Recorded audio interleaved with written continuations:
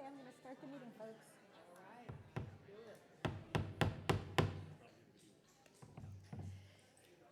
If everyone, sorry about that. If everyone who is not performing will please take their seats, we would like to begin the meeting.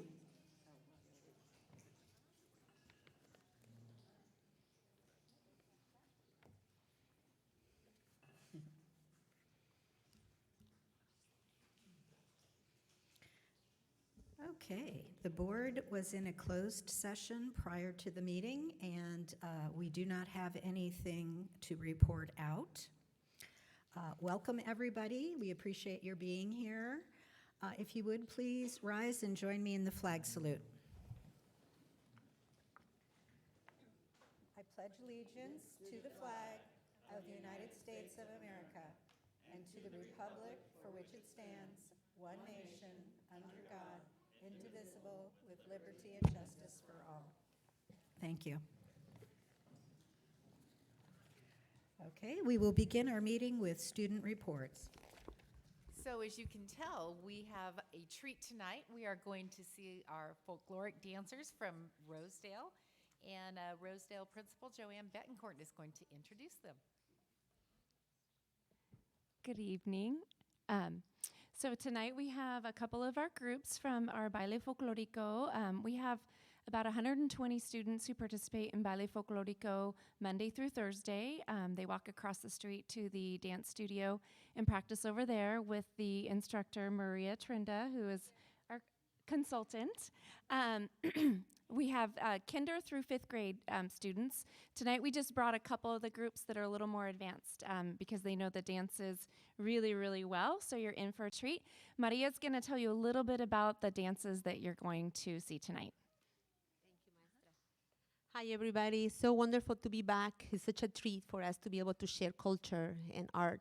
It's really wonderful. We're going to present you a couple of dance pieces. One is from the state of Veracruz. It is a more serious dance, more ritual-oriented. You see the candles, so there is more like an initiation piece of song. And the state of Veracruz is really unique because you have the blending of the Spanish culture coming to, America. So you're gonna see a lot of that Spanish flamenco feeling like. Again, it is more a ceremonial, it's more of a serious dance, even though the state of Veracruz dances are really fun and, more like a fair party oriented. The second piece is from the state of Chiapas. And both pieces, you need to be paying attention about the footwork. There's a lot of intrinsic, more challenging footwork. And our second piece, which is El Rascapetate, is a really fun, festive dance that is usually only female dancers. And just pay attention with the props because they are really good about that. All right. Thank you.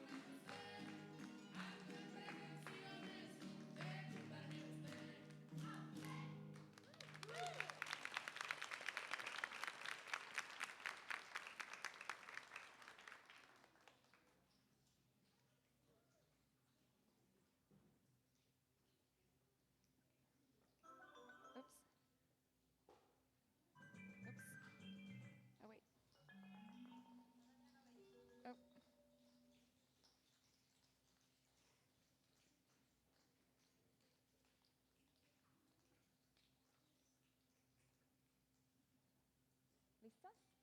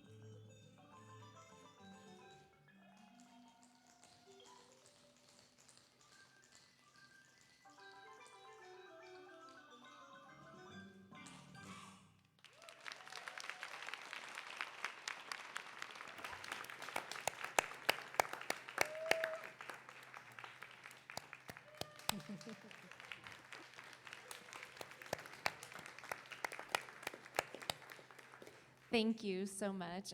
We will have lots of different opportunities to see them dancing. We plan on participating in the Pioneer Day Parade, and we'll have our multicultural night, which will be Friday, May 1st. You're all invited to come and see more of this wonderful stuff. Thank you. And there's not a better way to kick off spring break than with some festive dance. Thank you. Yeah, Kathy has a question. And that parade, it's also the 100th anniversary parade for women having the vote. So Oh, perfect. this will be wonderful. Yay. Yeah. Wonderful. So, the beautiful costumes, where do they come from? Do the parents make them? How does that work? So the ones that they're wearing right now are from several years ago. My understanding, and Ana Nava could probably tell me, but I believe they came over from Parkview when we used to have, some of them came from Parkview when we had the Baile Folklorico, when Immersion was at that school. Some of them are parent purchased, but the really, really nice ones you get in Mexico. And Maria has been working with somebody in Mexico, a vendor down there. So, some of our kiddos don't have costumes because we've got so many new students this year. So we're in the process of hopefully purchasing some costumes. That's great. I think there's something. Yes, Yeah, it is. I think there's a lot of some parents or teachers have these they're kind of like GoFundMe type of things, Mhm. but for teachers, Mhm. I wondered if that would also be something you could. My understanding is you have to have a rostered classroom in order to do, Oh. or no, GoFundMe, yes, we could do something like that. But I was thinking the donors choose. You have to have Yeah, a yeah, that rostered one. classroom. That's the one I was thinking. Yeah. And then the other question is, what's the significance of the candle on the head? I'll let Maria answer that question. So, like I mentioned, it's more of a ritualistic dance piece. It tends to be La Bruja is the witch, and this dance tends to be more related to the spiritual world.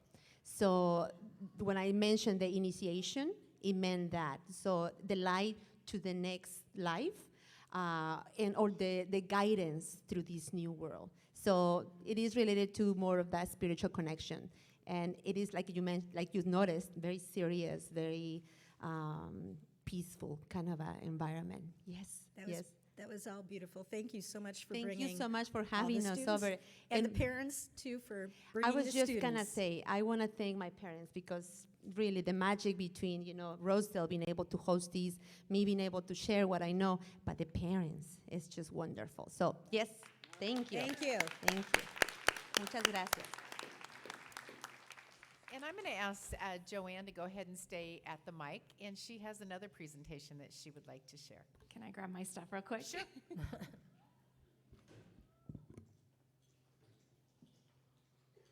Thank you, parents. And if Rosedale can stay just a few seconds longer, and then we'll give you a second for everybody to go. Thank you, Ms. Daly. So, last summer, our PTA had been fundraising, actually for over the course of several years, they've been doing a lot of fundraising, and the Rosedale PTA was able to save and fundraise and purchase new playground equipment for our kindergarten area. Since we have 4 kindergarten classrooms that are full day, we have almost 100 students out there, and we have we had a smaller playground area. So they saw the need for that. So Stephanie Cotrette, who's one of our amazing Rosedale parents, organized and secured a huge donation via her husband, Jackson Cotrette, and Slater & Son Construction to install the playground equipment for Rosedale. Our M&O staff approved this donation of labor, and at the time told me that this was the equivalent of a $30,000 donation. So I have a slideshow I'd like to show you real quick.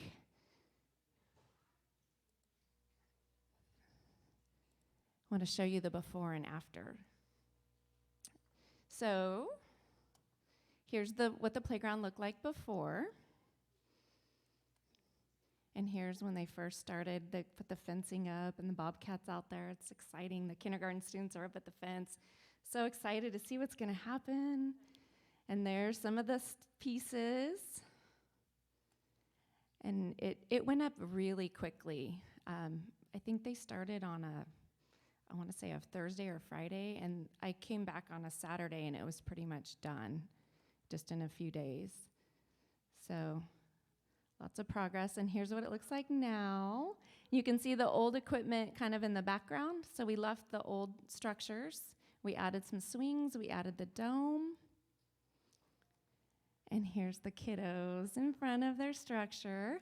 I'd like to invite Jackson Cotrette, Stephanie Cotrette, and the representatives from Slater & Son to please come forward.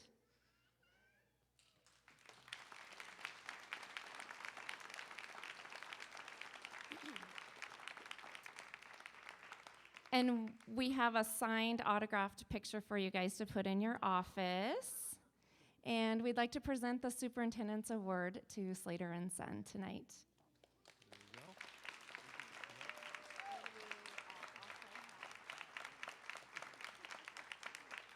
All right. So let's get a picture. Over here.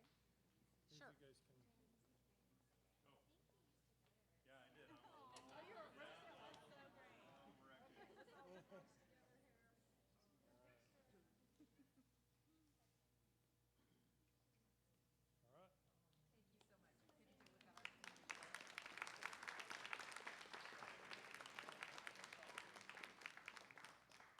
Thank you.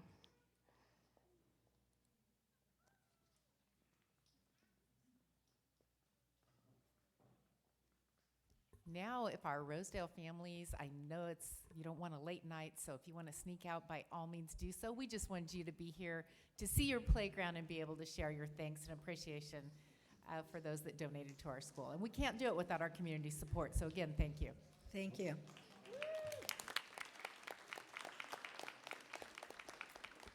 So now I'd like to call up Julie Kissel.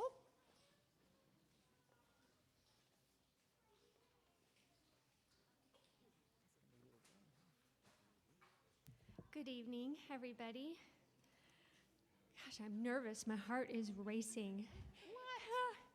I'd like to ask the principal from Neil Dow Elementary School, Kelly Steinbach, to please come and join me. We're here tonight to talk about John Sclair.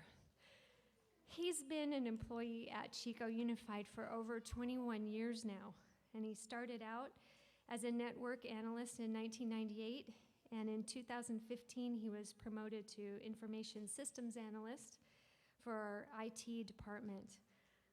From 2009 to 2015, John politely nudged the facilities department to focus greater attention on construction technology infrastructure and in an informed and forward-thinking way with our bond projects at the high schools and the junior high schools.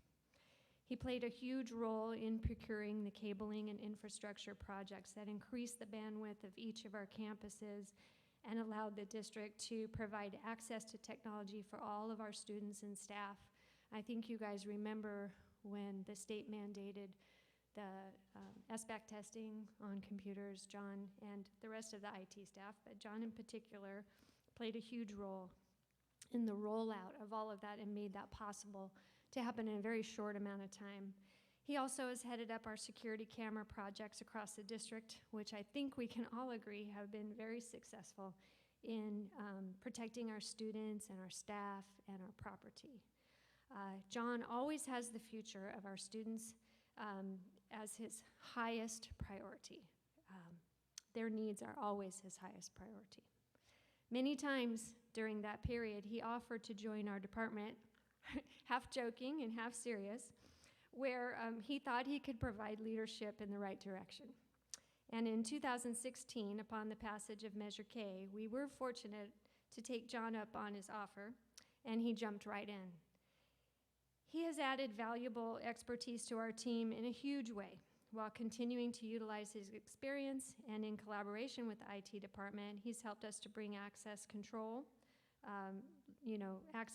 lock systems for our new elementary school projects, and voice over internet phones to our projects as well. He successfully managed the expansion of the Nord multipurpose building over last summer, and he's managed the construction of a very complex multi-phased kneel down modernization and new construction project, which will be completed here in the next couple of months. I've asked Kelly to come forward and say a few words about her experiences with John on this project. So I'm not quite sure where to begin, except that we have had a close working relationship for the last 2 years. We've had daily meetings, weekly meetings, and planning in just about every phase of this job. I have lots of notes, but I want to share with you one of my most fond memories and one of my proudest accomplishments of being part of planning at Neil Dow is our small group instructional reading hallway. We have a hallway that is outfitted with 5 different small instructional centers, essentially, with some storage in between. And this project was planned last summer. I was in Aruba and without cell phone service, and John was here, and we're talking about colors, and we're talking about where things and spatially should go. And most of this project was planned while I was out of the country, with the request as soon as the plane landed to call, please call, which I did as I was walking off the plane. But the teamwork that has gone into this project has been endless. I cannot tell you how professional, how accomplished, and What a pleasure it has been to be a part of this project. John has seen my vision for Neil Dow and made it a reality.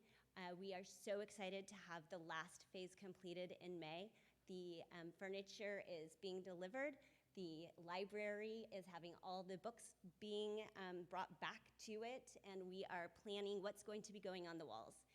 So today I had a chance to walk around Neil Dow staff and ask them for some words that describe John. And he has been a presence on our campus for the last 2 years. And, and, and everyone has appreciated him so much. In this last phase, we have planning coming up in April.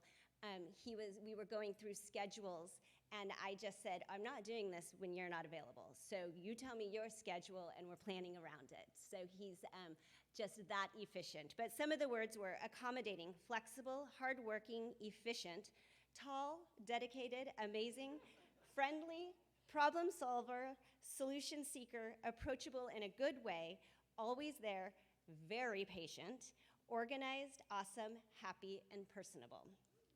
So with those words,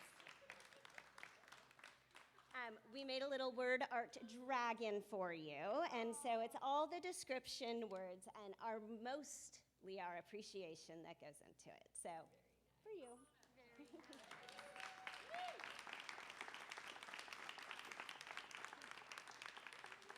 And that's for you. You're welcome. That's awesome. Thank you for all your hard work. Yeah, much appreciated. That's right. Awesome. Great. Thank you, everybody. John, I think your only deficit is I can't do a high heel celebration with our facilities group when sorry. we win our next award. Next time.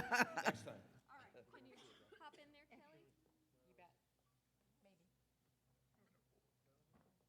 All right.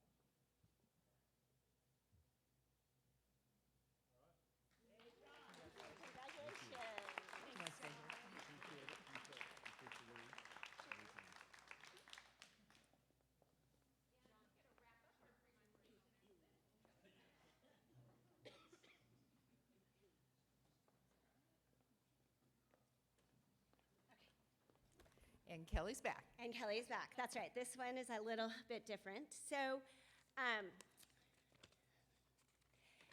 this is my pleasure to introduce Stephanie Kniff. She thinks she's here because we're presenting on our Amazing Learning Center, but really it's to honor Stephanie. So come on up.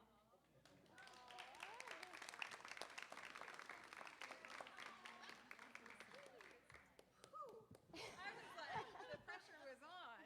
She sent me data, and I kept going, I got this. You just have to show up and be there. I got this, and this is what I got. So it's my pleasure to introduce Stephanie Kniff. I've had the pleasure of working with Stephanie for years. We were both on DLC together, but then I currently have the pleasure of having Stephanie as the Title I teacher at Neil Dow.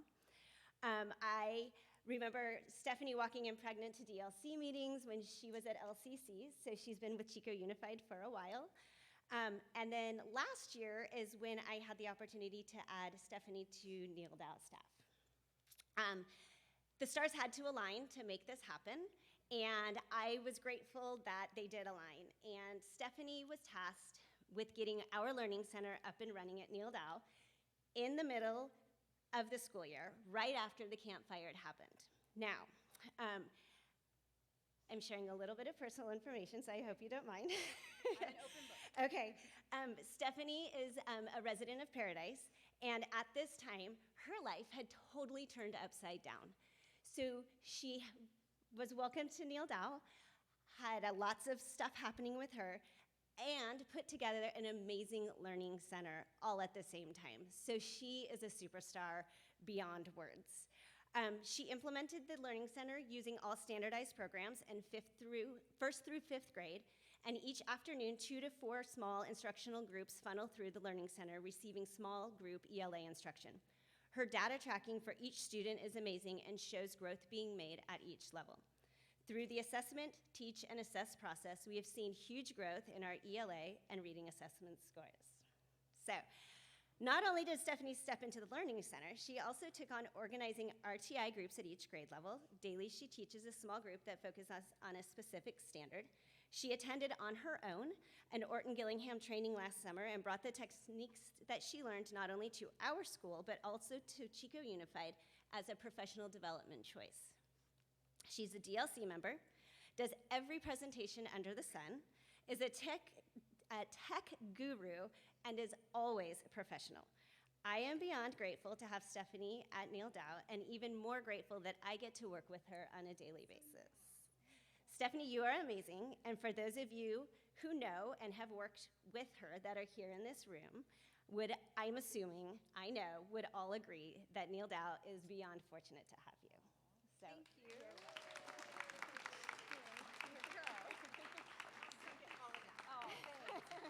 Thank you. I'm glad she got to plug our learning center in there too. Oh, gosh. Wow. and this is for you. Lots of pictures. Congratulations. Well deserved.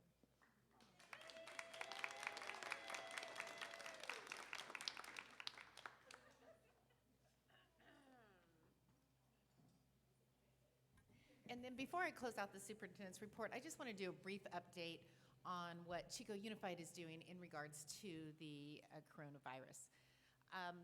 We are encouraging parents to keep their children home if they are ill. We're encouraging staff to stay home if they are ill. We have told parents that we will not send the attendance letters during this time, that if you think your child isn't feeling good, now is the time to keep them home. We're also encouraging everyone, from our littlest ones all the way up through our Reading Pal tutors, to practice good hygiene etiquette. Wash your hands, sanitize them. And our custodians are spraying down high contact surface areas, doorknobs, desks. So we are taking this seriously. We're taking precautions. We are in contact every single day with Butte County Office of Ed, Butte County Public Health, and monitoring information that comes to us from the CDC and the State Department of Education. So our goal is to keep our schools open. We believe that our parents have jobs in our community that require them to be there. We provide a service to our community by educating kids and by having a safe place for them to be during the day. So as long as it continues to be safe, we will keep our schools open and educate our kids and take care of our community. So just wanted to give you that brief update, and if there's questions, more than happy to talk about that. Okay. With that, I will close the superintendent's report. Okay, thank you very much. Did anyone in the audience have any questions regarding what the superintendent just said? Okay, then we will move on. Our next item is announcements. If anyone has an announcement, please raise your hand. Ooh, doesn't look like there's any announcements. Okay, we will then move forward to items from the floor. If there is a person or persons in the audience who have an item they wish to bring forward that is not on our current agenda, okay, I don't see any, so we'll go forward. Negotiations update. Mr. Hanlon? Okay, so first with CUTA, we continue to talk about the mild mod special education transition, and we had talked about before. We're continuing to talk about innovative scheduling. In fact, we had a meeting this afternoon on that and continue to work toward that. We're meeting tomorrow, by the way. We will be discussing tomorrow some permanent language for the all-day kindergarten. If you recall, we did an MOU many years ago, and we're fairly, I think we're three years into that now. Next year's number 4, I believe, and so we're looking at some permanent language, and then some cleaning up some language throughout the contract, for example, counseling, some details with counseling, caseloads, and that type of thing. With CSEA, we continue to talk about transportation. We talked about the difficulty in filling our bus driver positions. So we are continuing a conversation on that with a possible MOU in the next meeting or two. We're also talking about other hard-to-fill positions, such as air conditioning, plumbers, Electricians, very difficult to fill high school positions. What we currently have is, in the contract, is all positions start at step 1. They're very difficult to fill at a low salary, so we want to be able to give experience when folks apply for positions. And then benefits discussion, because many of our CSCA folks do not retire prior to 65. They're asking a shift from 55 to 65 to 57 to 67. So we're having conversations about that. So, Jim, have we spoken to any of the trade unions relative to those type of positions? How so? What you mean as far as recruitment? Yeah, recruitment or finding out, if they have apprenticeships and things like that. Can we get people off of their lists? We advertise in 6 to 8 different ways for classified. The problem with these right now is that these folks have a whole lot of opportunities at much higher paying jobs. So our plea to the union is that if we can't start them at higher salaries, we end up hiring outside the district, the non-union work, and then that's even more expensive.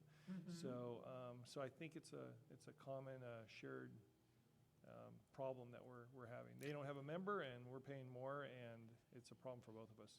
Yeah, I think it's universally a problem. Yeah. You know? And then that brings to mind, the opportunities to have it some sort of career technical education that addresses that. Yes. Yep. And I don't know who's investigating that, and if that's coming up through the community colleges or what, but I hope it would, because, it's really all over the place. It's plumbers, HVAC, like you say, all of those different types of trades. Right. That, it's really hard to find.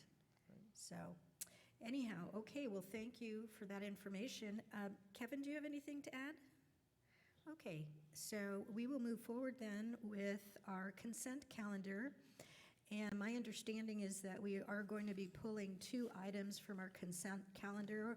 Those would be items 4 and 5 relative to 2 field trip requests, one from Chico High to go down to Anaheim, one from Bidwell and Marsh music students going to Reno. So those will no longer be considered. Relative to the other ones, do I have any items that people want to pull? Announce that those activities were canceled. Okay, the activities were canceled due to concerns about the virus. Not by us. Not by us, correct, not by us, by the people who were planning those events, so they canceled them. So that's why we're pulling them. Anything else that anybody wants to pull? Okay, in that case, may I have a motion? I move the approval of the consent calendar with the 2 items that have been pulled. I'll second that motion. Okay, motion by Dr. Kaiser, second by Eileen Robinson. We will have a roll call vote. Mr. Lando? Griffin, aye. Kaiser, aye. Robinson, aye. Okay, that passes unanimously. Moving forward to our discussion action calendar. Our first item is having to do with a public hearing. It's going to be our second public hearing with regards to the establishment of district-based elections. Ms. Staley? Yes, this is our second public hearing as we look at moving to trustee area elections. We have again with us King Associates. We have Cheryl and Jamie King and Rob Murray. So I'd like to invite them up, take us through a brief presentation, then we will open the public hearing. Good evening, everybody. How cute were those kids when they were dancing? Oh my goodness, what a good way to start a meeting. Good evening, President Griffin, board members. It's always a pleasure to see you again. Superintendent Staley. So I am here to give you an overview of this process that you're embarking on. But really quickly, for those that might be watching that don't know me or my firm, I thought it would be prudent to give you a little bit of background. How are you? Am I supposed to be driving? Okay, nobody told me. Thank you. So we have been working with your school district for over 16 years, providing a wealth of different kinds of services, redistricting services, state school facility program services, et cetera, demographic and enrollment projection studies every year. But on a more personal note, we're local. We have an office here on 4th Street, and I went through the schools here. Go Chico High Panthers. And my sister and brother still live here. So I think that gives us a unique perspective in the way that we can assist you through this process, just because of our local knowledge of the city of Chico and of your school district specifically. How do I drive? This one, got it, okay. Okay. Really quickly, I wanted to, and I'll give this brief presentation, and then we'll open it up for the public hearing to get some feedback. So first, I want to lead with, it's a big trend in California right now of cities, school districts, different municipalities moving from at-large elections to by trustee areas. But somebody that's watching may not understand what that means, so I thought I'd explain it. At-large elections mean that you don't have specific areas.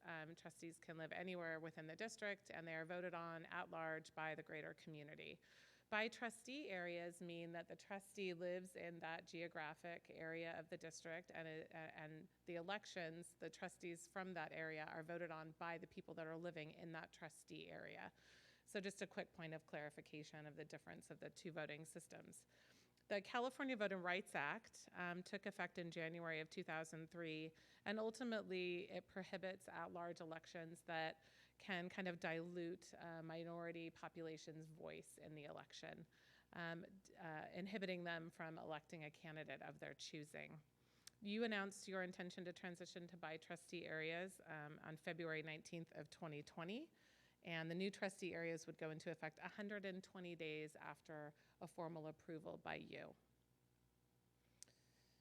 The timeline, just to kind of go over the timeline really quickly, this is your second public outreach meeting.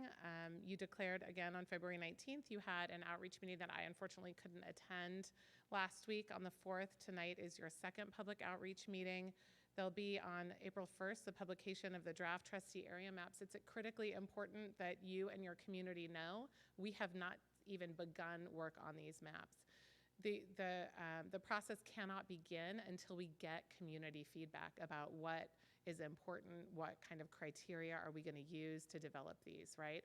Even though I'm from here and I have family that lives here, nieces and nephews that go to school here, no one knows your community like your community, and so that is why we're here tonight, is asking for their very important input as we move forward in this process. So what are the requirements when you move to a by-trustee area, and kind of what are the legal requirements, and then what are some other non-legal but traditional considerations? So the trustee areas have to be nearly equal in population, and that population is based on the Census 2010 data. It cannot be with the intercensional estimates that happen in between the every 10-year census numbers. So we have to use the 2010 population and demographic numbers from the census. And again, they need to be nearly equal in population, plus or minus 5%. You need to comply with the Federal Voting Rights Act at the same time. And that specifically for your district will primarily involve not splitting identified Hispanic and Latino population concentrations geographically into two different trustee areas if we identify concentrations of that minority population. They can't be drawn with race as a predominant factor, no gerrymandering. And for those that don't understand gerrymandering, if you have a geographic area here that's fairly large and another one here, and then you connect it with a 10-foot road, right? That's considered gerrymandering. So we can't draw, kind of irregular boundaries just to be sure that we're grouping specific populations together. They have to be reasonable. So some examples of trustee areas, they need to be, generally they're drawn as compact as possible, right? With shapes driven by population requirements and the community feedback we're gonna get, special communities of interest. But non-compact trustee areas can also be drawn, right, based on other maybe policy-driven reasons. For example, if you wanted to have each trustee area include some rural area and some urban area, or if you wanted to consider high school boundaries when you're drawing your trustee areas, for example. The trustee area composition.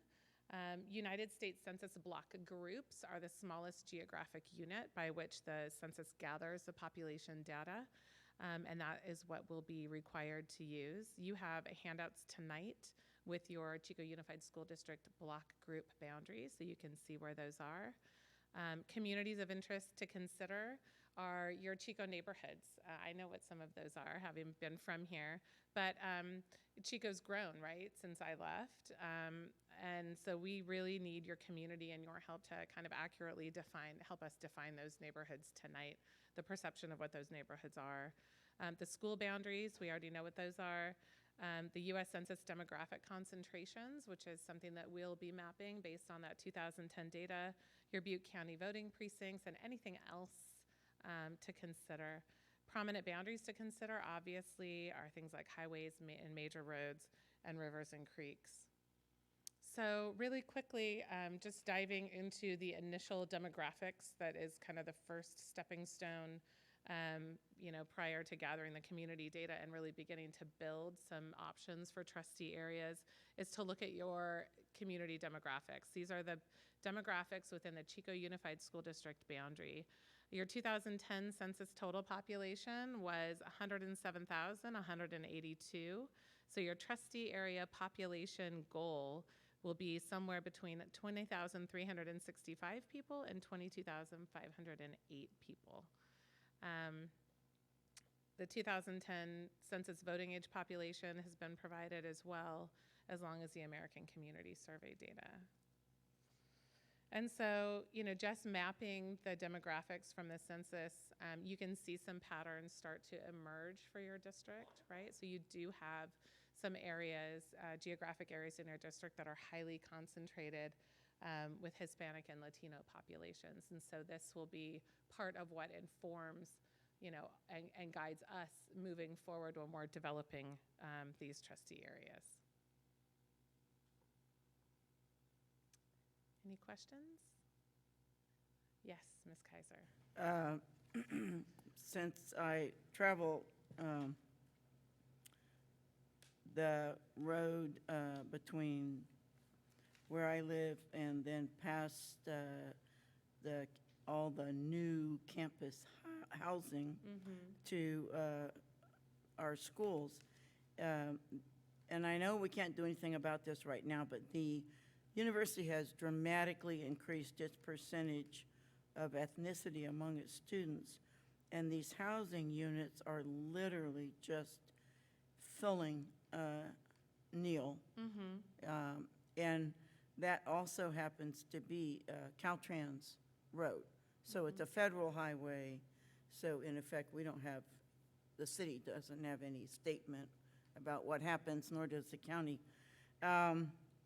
I just think we're sort of going to be walking around an elephant, because when the 2020 census takes place, they're going to show up like a giant balloon on that section. And it's only a section that's probably 2 miles in length at most.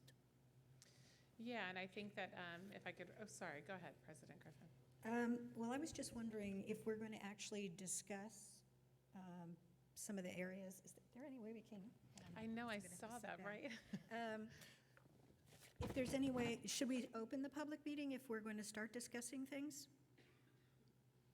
So I would suggest that we finish the presentation, open the public meeting, and then that is And the then start entertaining all the Correct. questions. Okay, because I wasn't sure, I want to make sure we do this properly, and so let's hold off on our questions until she's done, and then we'll open the public meeting, and then anybody, if you would just jot your questions down, we'll move forward with them. Okay, thank you, Jamie. You bet. Can I sit down? Do they open the public hearing now? Okay, all right. So the public hearing, sorry, I was given a little misinformation about process. So the key questions really tonight that we're trying to dive into are, for you and your community, are you part of a community of interest? Can you identify on the maps that we've provided where your community is located? What areas should be included together so that our common interests can be best represented? What areas might be separated into multiple trustee areas so that they can potentially have multiple representatives? You're a smaller district, so this may not necessarily apply to you.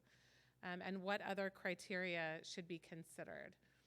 So we would encourage everyone in attendance or at home to please use the provided handouts to provide input on that criteria that should be considered when we begin to develop these trustee areas, so that we have that really important data to combine with our empirical data moving forward. Maps are also provided at different scales to assist anyone who wants to be involved in defining areas that should be grouped together. You can also suggest a trustee area. And then finally, using this space at the bottom of the handout to provide any additional information or perspectives that may not fit in anywhere else. Okay, thank you. So with that, I think we would open the public Okay. hearing and ask our public if they have any input into those key questions. And once we hear from the public, then certainly the board needs to. Okay, sounds fair. I hereby open the public hearing with regards to this topic. If there are any comments from the audience, we will entertain those right now. If somebody would like to come up to the podium, and please provide your name and any comments you might have. Hi there. My name is Bryce Goldstein. Somebody mentioned I might want to come to this meeting because I spent a lot of time at the City Council's district election public hearings and providing public input on those. I'm not super familiar with Chico Unified School District. I live here, but I grew up in Reading, so not as familiar with the details of the schools themselves, but it's a similar process. And I read pretty in depth as far as how the districting process worked for the city. One question that was raised was all the growth. I think somebody mentioned along Nord Ave. There's also a lot of housing growth at the north end of the city, and that was brought up a lot during the hearing process for the city. And the main answer to that was that everything's going to be redistricted after the 2020 census, but it's still important to set good precedents and have some good district boundaries that allow for equal representation. And my main comments on where the boundaries should be or what neighborhoods of interest there are have to do with South Chico, because that's where I've lived for several years, especially because there's the high population of Hispanic and Latino populations in Chapman Town and just south of there, as well as some areas around Forest Ave. So I would make sure to either include most of those regions as one district to try to ensure that there's a representative on the school board from that area, or depending on the population, you might be able to have two districts on the south side of Chico. Trying to think if I have any other comments based on these key questions. My community is the Barber neighborhood, and I used to live in Chapman Town area, so those are two key communities of interest that you'll hear from a lot of people, perhaps on the online handout. Also, the Chico Avenues neighborhood, they were very vocal in the district elections process about keeping their neighborhood contiguous. And that's, debatable if the West Avs and East Avs are in one district or not. They do have different populations, demographics, and levels of income, but you'll probably hear a lot about that if you ask around. And yeah, I think that's about sums it up. Thank you. Yeah. Question? Yeah, go ahead. Sure. Thank you, and I do now remember that you were involved with the Chico Sea, so I appreciate that you've continued your interest. I have a question. Do you think that there is a representative closeness in interest in things in the Barber neighborhood as well as the Chapman neighborhood that would have that make sense for trying to make sure that that is all one district, even though you get the students don't have to walk over the boundaries. We're just talking about election boundaries, not students moving boundaries.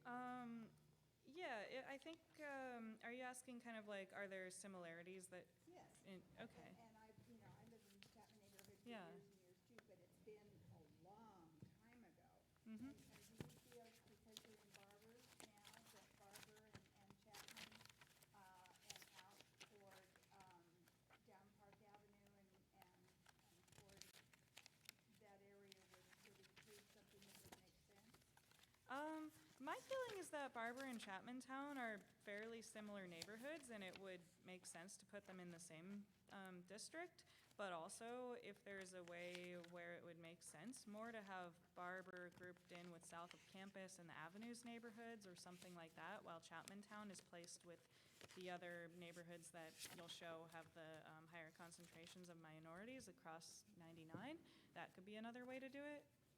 This is something that I thought a lot about with the district elections for the city was, you know, we know we have neighborhoods like Barber and Chapman Town and south of campus, but like, how do you decide which ones should be in the same district and which ones should be separate? Yeah, since we're highlighting interest about our schools and what we're trying to do, I would think that keeping Barber and Chapman more connected than connecting Barber with the campus, because there aren't a lot of K-12 students in the campus area. Does that make sense to you? Yeah. And I would assume a lot of students in the Barber neighborhood go to Chapman Elementary. So then, yeah, it would make a lot of sense to place that in the same district as Chapman Elementary. Although you can also look at it from the perspective of a representative on the school board might not necessarily matter that all the people in that district have their kids attend the same school. That's one area that I'm not the best to tell you about because I don't. No, because we have open enrollment, people can go Uh-huh. pretty much, and it's just that population neighborhood would have children. Whether those children went to, you know, the Yeah. neighborhood schools, to me, wouldn't be as significant as making sure that those families are represented as families and possibly kids rather than. Yeah. Oh, my gosh, thank you, Kathy. Yeah, I did think you sounded a little quiet, but I could hear you. I think that's a good point. That's something I haven't thought too much about. I personally think it would make sense that somebody would have the school they're likely to send their kids to in the district that they're voting for a representative for. Or at least have an interest in the school district because they have kids. That was my only, Yeah, I mean, my only thought. you're probably right that the south of campus area and the other student-heavy areas, most of those folks don't have kids. But then you have to put them in a district somewhere, so it's just Right. whichever. Yeah. Yeah, it's a really good Yeah. question. Yeah, so that would be, you know, another one of those points is, and I know that that had been discussed also by the Board of Supervisors for the Butte County, how they divided up the student population. You know, that was something that I learned back 30 years ago in college, how that happened because they were trying to protect certain interests. So, Yes, and that came up at the city council districting too, that we shouldn't split up the students because, you know, somebody might think they'll vote one way, and that would be wrong to split them up because of that. yeah. But if it's for a school board election, I'm not sure that's as much of an issue. Right. Well, because they would probably, that population would, like you say, have probably the fewest amount of children that are actually, you know, going to our schools. Yeah, most likely. And so we would want to maybe, you know, so I'm just saying that that could be something to consider, just like anything else. But I was at the meeting where they were actually reviewing the plans for the city, and I know your name came up, and that some people were very disappointed that your maps did not get adopted. Yeah. And I recall that, you know, you had suggested some that were more based on geographical features versus some of the other, you know, and physical type of, you know. You know, we're considering all those different things. We have only 5, you know, compared to the 7 that they have, but you know, at the last meeting, we also threw out some ideas there too about, you know, because I knew how important, coming from that meeting, how important the neighborhoods were and people feeling that, neighborhoods do have a different interest from where they're located in this city, and just because they're neighborhoods, that people have certain interests in common. So that's definitely an area that we want to take into consideration. But the other thing is too, we have, two high schools, predominantly the two, regular high schools, and we kind of want to not have things divided up so that, you've got this us versus them thing, because there's already some rivalry, and having your representatives be in there too, they're supposedly, fighting for your interests. We don't want to have that kind of thing arising. So there's different considerations with the school board, I think, and we appreciate your coming down, and any other further input, or even if you wanted to take a stab at submitting a map, we're welcome to consider that. We have this on our website, correct? And, hey, if you've got the expertise and you enjoy doing it, go for it, because we're going to consider all different options. We're just starting out here, and nothing has been created yet, so we're willing to look at it all. All right. Did you have a question for me? Or? No, I was Okay. going to actually make a comment. Great. Well, Okay, so thank you, Bryce. We appreciate you coming. Thank you for your time. Thank you for coming. Was there another person in the audience who wanted to speak before we had any further discussion among our board? Okay. I mean, we can still wait, and if something comes up, people can certainly, So I wanted to compliment on recognizing the avenues, because I used to live in them, and they're a very active neighborhood group. I want to caution us, though, about jumping to assumptions that college students wouldn't have any interest in school districts. Long Beach, which is a very large and very forward-looking school district, ended up with a student getting elected to the school board, and I think he was 18 or 19, and it was a very dramatic context, because looking at the university and looking at what your future options are going to be, and if you came out of the school district, how you view that. So it was a very progressive step by that student, but I think we shouldn't dismiss this very large population. The other aspect of that is nobody's mentioned yet the green zone. This is a very, very distinctive group in Chico with really strong interest in what happens, and so I think we ought to be recognizing that as well. And it goes lateral. It kind of goes along north, actually. So that was another thing. But anyway, I thank you for mentioning the avenues, because, again, I lived there for a long time, and now I'm in the green zone. Well, and the idea too that, this map, the map that we have to divide up, is way different also from the actual Chico City map, in that it includes these different areas all the way up to going up into like Forest Ranch and. Well, we're 588 square miles. Right. They are tiny compared to us. So the yeah. considerations as far as, certainly the population, the way it's spread out, the most concentrated areas in the, central part of the city, but then when you're starting to go to the outlying areas, there may be less density. So how we determine, in those outlying areas, how many people there are, and even, going out from the center of the city, to those kind of things, how that might look. We also talked about getting an overlay of the schools themselves, and just looking how that, if that has some natural type of, configurations that might. Well, we have 3 that are by choice. Yeah, correct. Yeah. So anyhow, Eileen. There, remembered to turn my mic on. One of the things that we had talked about at hearing number 1 was the 2 comprehensive high schools issue. And I think I might have actually brought it up.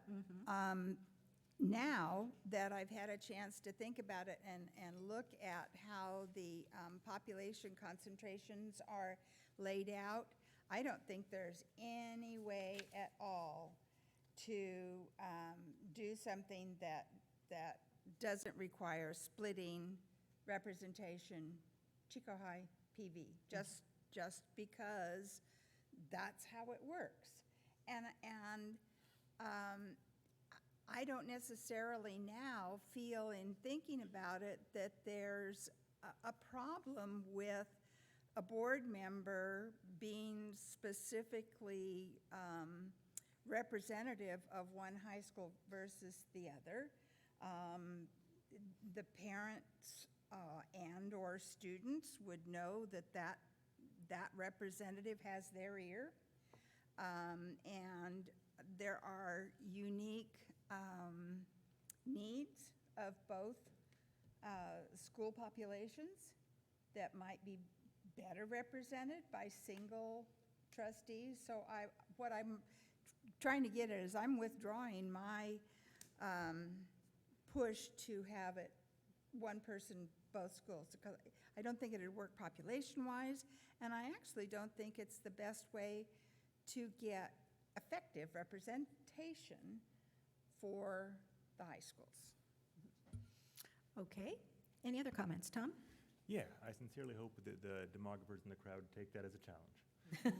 Because I feel strongly that it is important that we don't have, I want everyone on the board to represent all the schools in Chico. And I think just assuming that we're eventually going to devolve into Chico versus PV is just perilous and not the best way to serve all students. So we can disagree on this one. After I looked at the possibility of what the demographers would have to do to get, what is it, 19,000 per? No, 20 something. Yeah, per, and scatter that between two high schools. Like Tom said, that's a challenge. And what happens to the extra person? Right. Where do they go? Right, there'd be, it's, the thing is, though, that we know, and probably a lot of people, well, maybe people do know, is that, certain schools feed into other schools. However, the demographic analysis that we just had like a month ago or so proves that within our district, we have so much movement of students that people pretty much go where they want to go, unless there's, some real population issue that a school is going through renovation and they can't take kids, or, we always try to keep somewhat evenly balanced the two high schools. So, it's, I don't know. I mean, people can, if they, it seems somewhat, I don't know, watered down, that issue, because of that. That it's like, if you are in an area, you're not stuck with your kid going to that school, if you don't like that school and you have the choice. And we've spent a lot of time adding programs and developing schools that focus on different interests, like STEM, like, dual immersion, different things like that. So people really do have a choice. And anyhow, so I think that's less of a concern. But the big thing is, I guess, taking really into the population and how we could possibly, knowing how much population is in each of the areas, and then figuring out how can that be distributed. And we do know, and I think we are, all of us, committed, because the purpose of this is to try to give a greater voice to people who haven't had a voice. So maintaining the integrity of the Chapman particular neighborhood is really critical to this process. So I would, there is a little chunk there that's across of Highway 32 and along 9th Street, where I know personally there are a lot of Latinos living in that complex. The city did not choose to include that with the rest of the grouping in Chapman, which is section District 7. But, we can do what we need to do. So we're gonna have to rely on your figures and how many population, figures we can deal with in that. So, any other comments by board members? Yeah, Eileen? I just want to ask our demographers, do you have enough information from us to go charging off into the night, or do you have other questions of us? No, I think we've certainly gotten some really useful information tonight that, again, will inform our decisions. And one thing I wanted to reiterate, hearing this good discussion that the board had just now, is that, of course, we're not just bringing forward one map on April 1st. So we're going to develop at least 3. I mean, you don't want to get too proliferate with different versions. Right, that can get crazy. Yeah, but around 3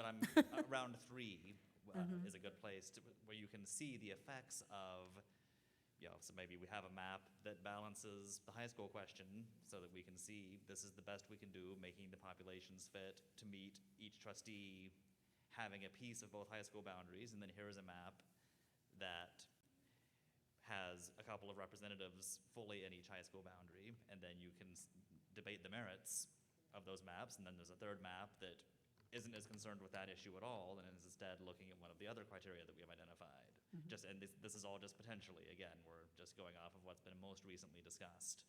But again, we're not going to have just, here's your map. It's going to be, here are some maps that highlight different aspects of what our conversation has been. And then we can have that follow-up conversation of which one do we think is going to do the best job balancing and serving the broadest interests. Yeah, and I mean, I would just reiterate that, there are probably some people that wanted to be here tonight that aren't here tonight because of, what's happening with the coronavirus. And we will accept additional information as it comes into us. We want as much as you and your community are willing to give. And like Rob said, it's a process. So it may not be only 3, it may be more. There may be iterations that come back and forth, but we will continue to accept whatever information you and your community want to provide us as we move forward into the development of the maps, using what we already have and what we've gathered at both of these meetings, but then anything else that comes to us as we're developing them. And one last thing is that, we're like non-denominational, right? We don't have designations as Democrats or Republicans. And so we're a little bit different too from the city council because that's been a big issue with them. But also I think what came up last time is considering socioeconomic factors as well. Because we certainly don't want to be, carving out areas of, okay, this is all, the lower income folks and this is all the higher income folks. And, I think we want to avoid that type of thing. I'm speaking for myself, but I would, just to get as much of a mixture so that there's not a perception that that sort of tinkering was done. Absolutely. No, absolutely. And we will layer all of the different, pieces of the different attributes that we have in our mapping program, and to look at specifically not just race, but all socioeconomic issues to be sure that, the boundaries that are being developed are fair. Okay. Does the census data have that information, socioeconomic? There are indicators Okay. within the census data that we Very can good. utilize. And I would think too, even just with the housing markets, and, if you live in Chico, you know where there are Absolutely. areas that are more wealthy and there are less wealthy, and, we know that there's Undoubtedly. concentrations in certain places, and, Right. just, Yes. yeah. Eileen? Thank you. I just wanted to clarify, this is request for information. Nord area historically had a lot of Hispanic families out there, and even though it is a charter school, they are still in our school district. So am I correct in assuming that they too count as part of our desire to get a good ethnic representation, that the Nord charter school families count too? They do. So there's Forest Ranch. Yep. But, yeah, but I don't believe that the Forest Ranch, when I've seen the demographics from Forest Ranch I don't think it's quite as significant with minority groups as Nord still is. Mhm. Well, but you know what? It doesn't, on that 2010 census, you don't see a lot of that. And so, whether it's because the population, there's less of a concentration of population, there could be a lot of different reasons for that. So I guess we're going to have to rely on our demographers to tell us, does that population exist there, and how does that figure into the big Right. picture? Mhm. So, And we will. okay, well, yes, Tom. I do see on the handout that current trustees in separate areas is listed as a criterion. I want to be really clear that I hope that is used as a criterion of last resort. I have no interest in seeing the kind of shenanigans in which districts are drawn specifically for any incumbents. And I hope that we're all on that page with that one. Okay. Yep. Thank you. And yeah, that was just brought up as an example that has been used in other places, but if we're hearing that that is a low priority, then we'll make that a low priority as we develop the maps for Chico USD. Yeah, fortunately for us, all of our board members live in a very widespread locations, and nobody lives near each other. So that's kind of a good thing. Our work is very objective, yes. Okay, thank you very much for coming. I will hereby close this meeting, not the whole meeting, but this public hearing. And we'll return to our other agenda items. And I would like to add, all of this information is on our website, chicousd.org. And please, if you're listening to our live stream, go on there, fill out the forms, give us some information. Thank you. Yeah, the more input, the better. All right, so that was information only. We don't have to make any decisions.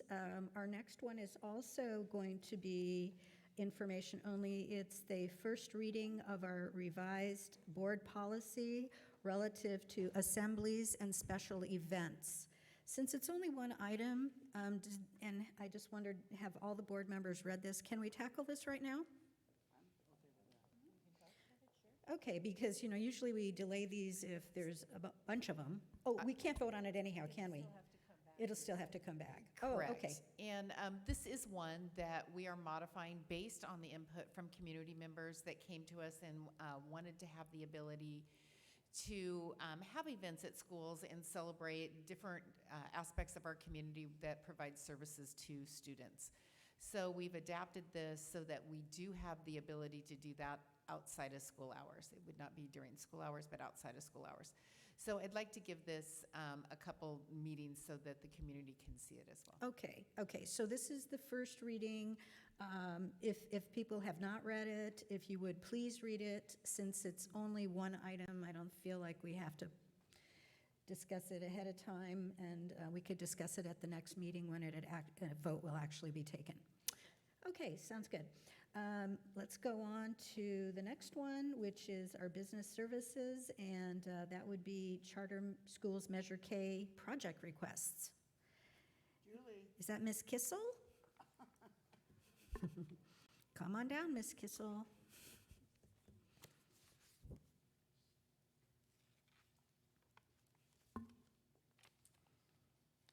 Okay, so the Measure K Charter Facility Committee has been back at work again. We have 4 items bringing forward for your approval for funding tonight. The first one is Forest Ranch Charter School. They're going to put a ground mount solar plant on their campus, and it will provide them with 100% of their demand, which is really great. It's a combination of utilizing their Prop 39 energy funds and Measure K funds together to make one larger system. And then over at Wildflower, they have leased portable classrooms on their campus, and they would like to purchase them so that they'll get out of their lease and then the district will own them outright, which would be really nice. I think that's a good use of the funds. And then over at Core Butte, they need some portable AV equipment and assisted listening system for their gymnasium. And then Blue Oak Charter School has a list of various equipment and furniture that they're requesting. So I bring those 4 to you tonight, yes. So I know that there was a great deal of concern during the fire that Forest Ranch would burn. There was definitely damage. But also then they became victimized by the shutoffs, major. And so I'm really hoping that this might, if not completely prevent it, really reduce that risk, in which case, hallelujah. Well, I'm glad you mentioned that, because we also are working on a backup generator system for Forest Ranch, and you've already approved Yes. the investigation for that work, and I spoke with that company both today and yesterday, and we're getting a really good jump start on getting that project completed as well. So they should have a backup generator to power their school 100% before the fire season starts again. Yeah, it sounds like we were on the same page, because I was having those same thoughts, and when this came through for Forest Ranch, I wondered why they didn't go with a whole system for storage, the battery storage and photovoltaics. So was that thought about, or they just would rather go to a generator instead? I don't know the answer to Yeah, that, it but just Mike's seems- here, and he probably does. Hold tight just a sec. Yeah, it's getting better, though, the cost of They've been batteries. looking at that. I don't know what their current position on that is. I think that's part of the analysis that's going to be going on. Thank you, Mike. Okay, so before the final approval of whatever system that is going to be considered, as well as the Right, generator. it will come back to you as a construction project to approve. Okay, sounds good. Any further questions? Okay, I'd like to move 10.2.1. Okay, a motion by Dr. Kaiser, second by Tom Lando. We are going to consider all 4 of these in one fell swoop. So all those in favor, please say aye. Aye. Okay, that passes. Thank you, Julie. Our next one is designation of district representative and authorization to file application for school facility grant. Once Correct. again, Julie. Thank you. So this item is for the signatories. The resolution is for the authorized signatories for grant applications. And they are Kelly, Kevin, Jacqueline, and myself. Okay.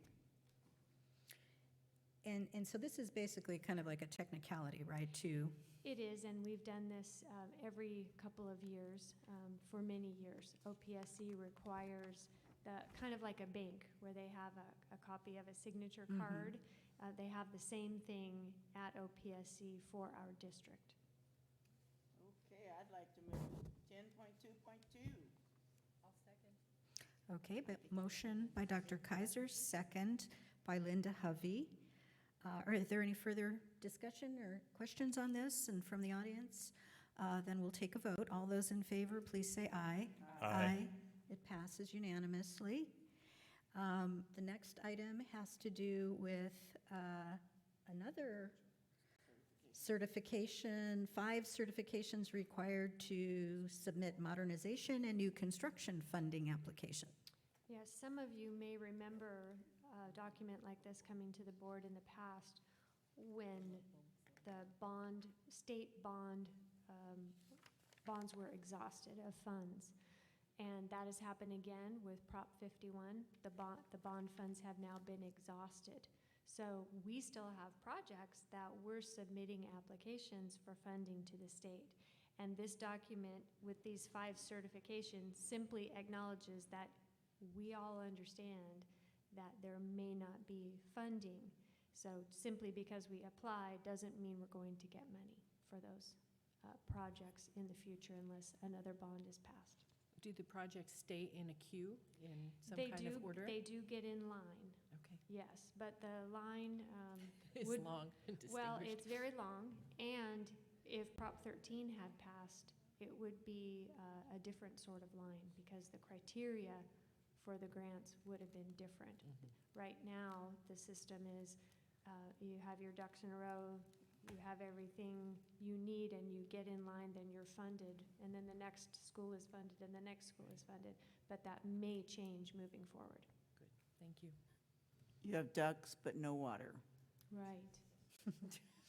Okay, any further discussion, any questions or from the floor?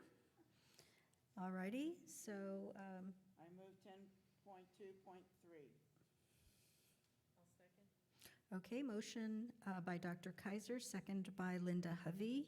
All those in favor, please say aye. Aye. Okay, that passes unanimously. Next item is updated facilities use manual and fee schedule. Julie? Actually, I'm gonna take that one Oh, on. you're going to take I one, am, yes. okay, great. What we have before you is a change to our facility use manual. There's a change as described in the lead sheet related to the fee structure. I would say the major change from our perspective is that prior to this update, outside entities really dictated to us whether they were going to use custodial services or not. We would ask them the question, and then often they would say, no, we'll take care of it, no need to charge us. Unfortunately, that often didn't happen, and then that Monday that school gets in, our custodians have to do extra work to get caught up. So what we have before you in this change is that we are dictating the amount of custodial service based on the size of their event. And so we are just saying you are going to receive this amount of service for using the facilities.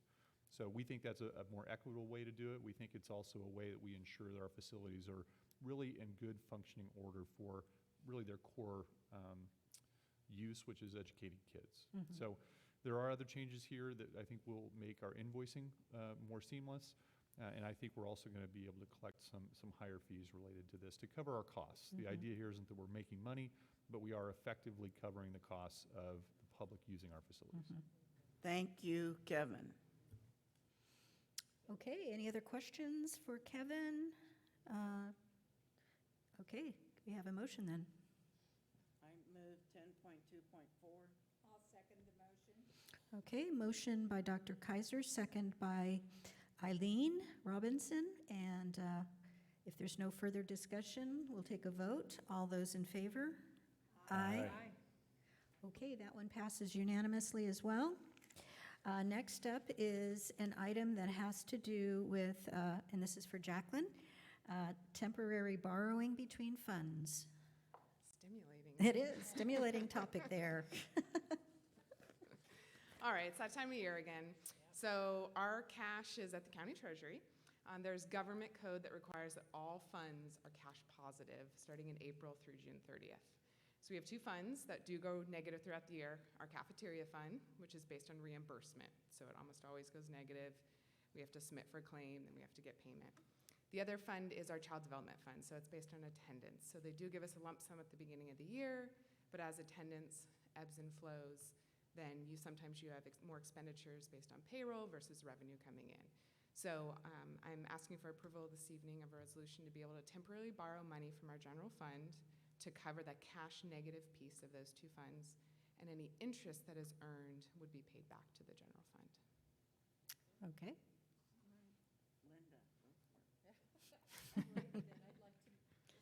I'd like to move approval of resolution number 1501-20. No, excuse me, 1500-20, temporary borrowing.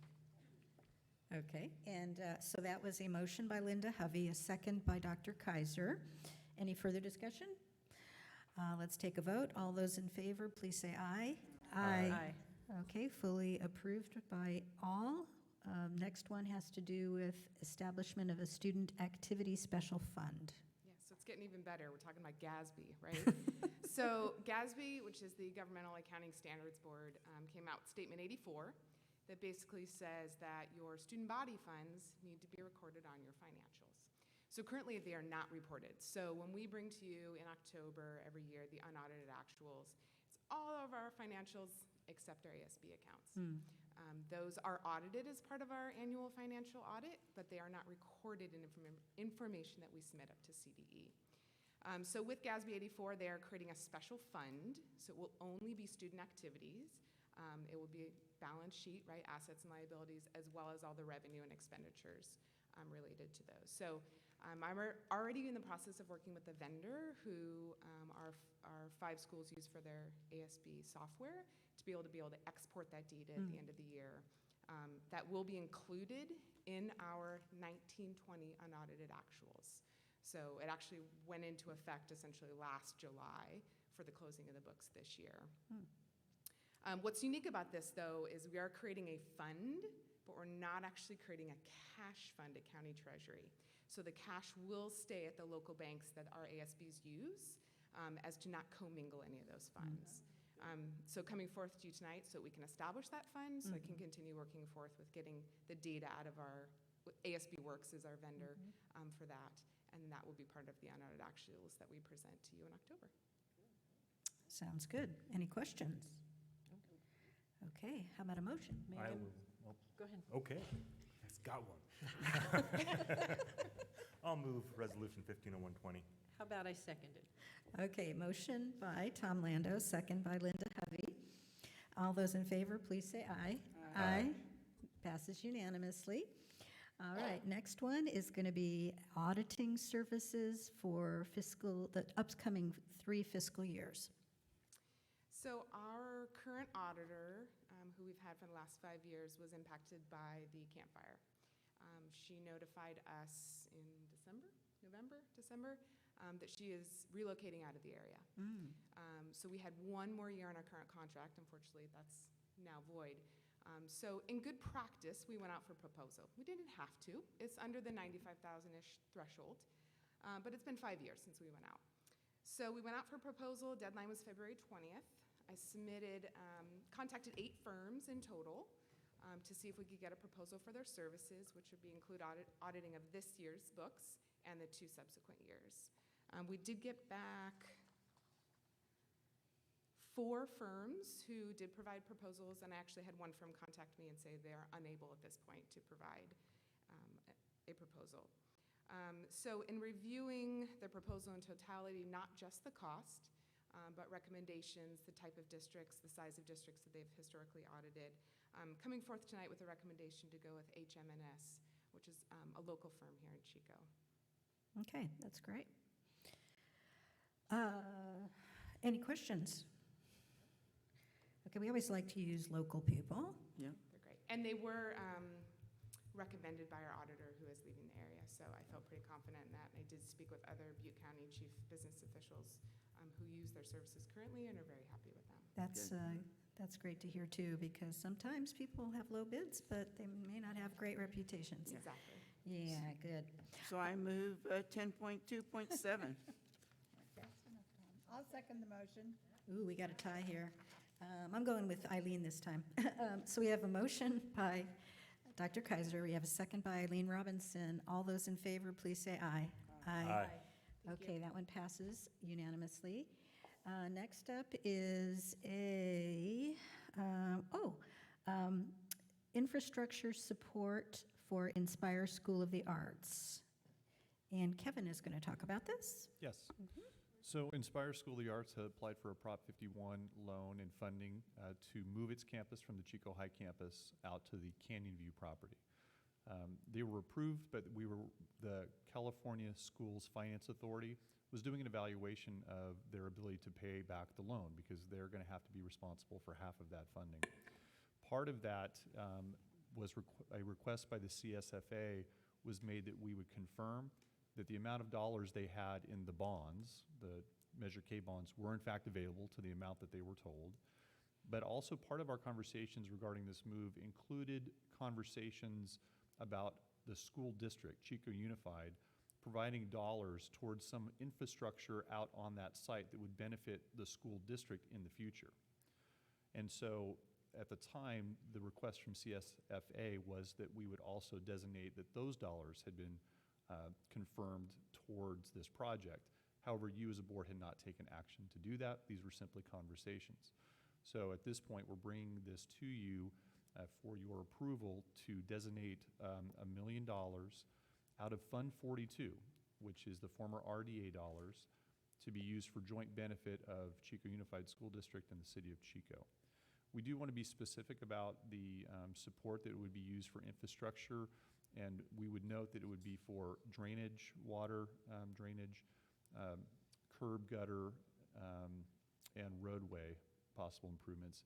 We want to stay away from language that would talk about utilities, for instance. So we think there is enough work there just related to the drainage work and any of the road and curb and gutter, parking lot possibly, that would benefit our future third high school. So that's why we can make this recommendation to you as the board. And we also think it would be a part of the process of allowing really Inspire to get out of the middle of the Chico High campus onto the Canyon View. I would add that this is really just an approval process at this point in time. They still are working through plans and documentations. The state allocation board has already taken action on this, but it was requested that this letter would come from the district to confirm this $1 million would be available. But at the same time, no actual allocation of dollars will be made for a period of time while they're still assessing whether they can move forward with the project. So this is really just allowing the process to keep moving forward, but at the same time, we are then designating these funds in the future, and we would represent this in the financial statements as a, not an assignment, but a, what's that? We would commit this in the fund statement, so as a part of the fund balance in Fund 42, it would be as a committed action, which is a higher level of standard related to the fund allocation. Okay, questions? I have one. Could you remind me of the dollar amount that the application is for, the entire dollar amount? It has fluctuated back and forth depending on the available funding and also a career technical education grant that they've received.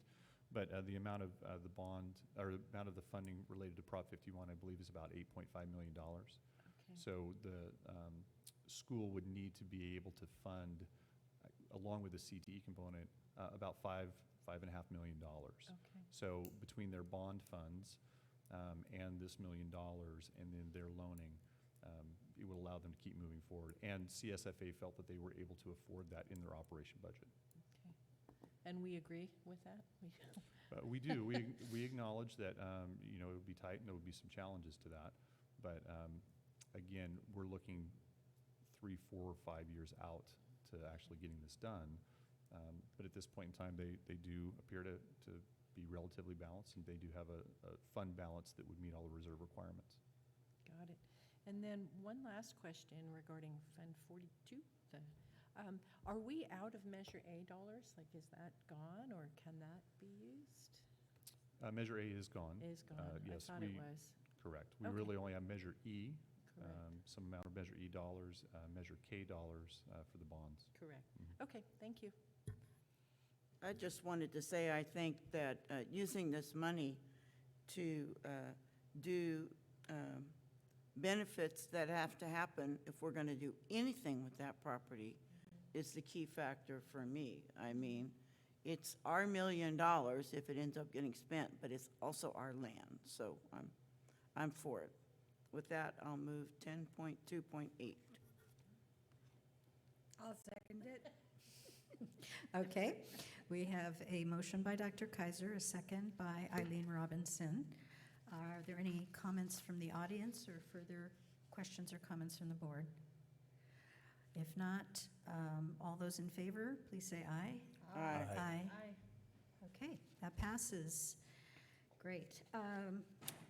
Next, we have our interim budget discussion, and is that going to be a joint presentation? You're not going to fight, are you? No, you're going to get the right information from Jacqueline. Yeah. I'll mess it up on the back end. Yeah, we were asking where Marie is tonight. Usually she accompanies you. She usually does, but we had so much that both Jacqueline and I were responsible for. She didn't have a specific item, so we gave her the night off. Oh, good. So Kevin and I are going to present to you tonight second interim, that time of the year again. So I'm going to start off, and then Kevin will wrap it up.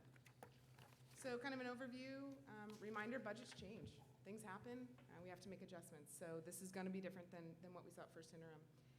Our revenue, our LCFF, or local control funding formula revenue, is based off what we call the February recert, which is basically the numbers that are recertified using our P1 ADA. All the positions are updated as of February 20th, including all vacancies. And in our multi-year, we now have the governor's proposal for next fiscal year, so we incorporated those assumptions in as well. And lastly, we do have to report our certification status, and we did report positive, which means we'll meet our obligations this year and into subsequent years. So I feel like we're saying the same thing time and time again, but just a reminder, one of the major pieces in our budgets nowadays is the impact of one-time funding, right, which includes our carryover dollars. Those are one-time.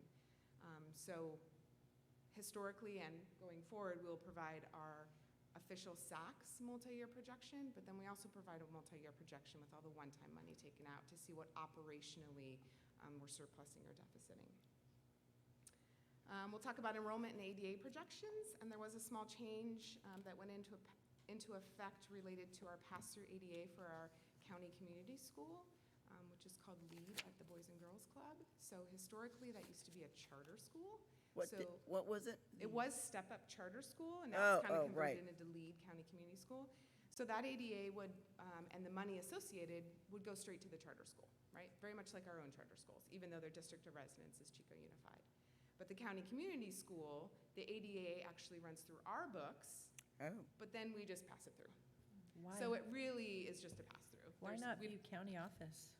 Why does that is the way the state legislation is written for county community schools, is the dollars go to the district of residence of where those students are reported, and then it is passed back through to the county office. Thank you. I wish I could change it, but I can't. Reminder that this is the last year of our 3-year compensation agreement with our bargaining units, and we'll talk about our MYP and the person STIRS annual increases. But these are kind of the major themes that we'll talk about tonight. So going back to one-time money, we like to show this because it shows 1 year of massive surplus. For example, in 15-16, it was $3.5 million, but then it appears that we're deficit spending, but it's really just a timing issue. So I would point out that in 19-20, we got $1.7 million of one-time money. We have budgeted as if we're going to spend it all. So when we come back to with the books closed, this negative $507,000 deficit may actually be a surplus if we don't spend all of those dollars, right? So then it becomes a timing issue, and then those excess dollars will be carried into the future year. So let's talk about enrollment in ADA. It's been a little tricky over the last year and a half due to the Camp Fire. So at first interim, we came forth and we said the best information we have right now for CBED's enrollment, which is the first Wednesday of October, was 12,395. So it looked like prior to 18-19 that we were up 153 in kids and 28 in ADA. But when we actually got our final enrollment number, we were actually at 12,362. So we were down 33 kids. So when you apply the same attendance percentage, and we go with 95.5 based on historical, we're actually down 3 ADA from 18-19. So looking at the attendance percentage for 18-19, the 96.46, that is abnormally high because of the Camp Fire. But historically, we've always used 95.5. So I just want to point out that actually in the current year, if this ADA pans out, we're actually going to be funded on last year. So it is small, so there's a margin of error. I mean, there is, margin of attendance there, but it is small. And then we are projecting a very small increase going into next school year. Jacqueline, before you move on from that, yes. Currently, April is our P2. Yes. So if we have kind of a surge in enrollment, there's a chance that, because P2 is what drives the revenue for this entire year. So if we have a surge, but it doesn't look like it, it looks like we're declining every month in enrollment. But this still could get higher. Certainly it could. Certainly it could. So if our attendance rate goes up, although given the medical climate right now, we're not sure about that. Right, or our enrollment goes up. However, if a student enrolls now, be aware that we're only going to get ADA from today until mid-April. That's really correct. That's right. So a very small portion of the year. Okay. But certainly this has the opportunity to go up if our students are attending. Right.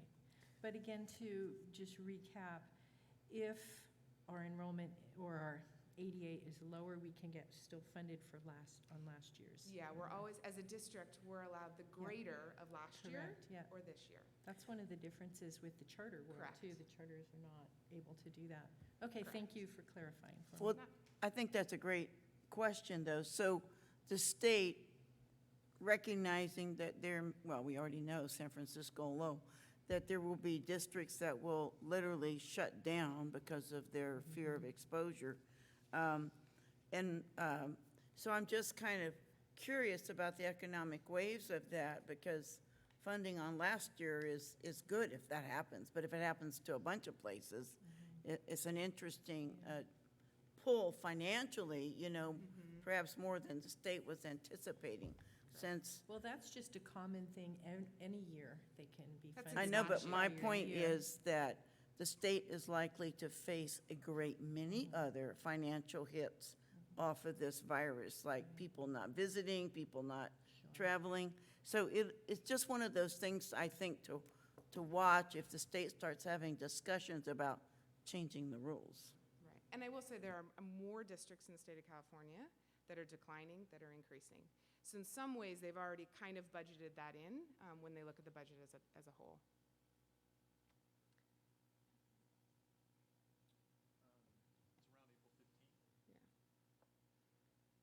We were the proud odd man out to be a growing district when we went to CSBA. Yes. So the next slide in front of you is kind of a visual look for the visual learners to be able to say, what does this look like? So as you can see, the squared column is first interim, and the one to the right of that second interim. So you can see that the green column under second interim is 3 ADA less than last year. And then in the out years, we're projecting very, very, very small growth.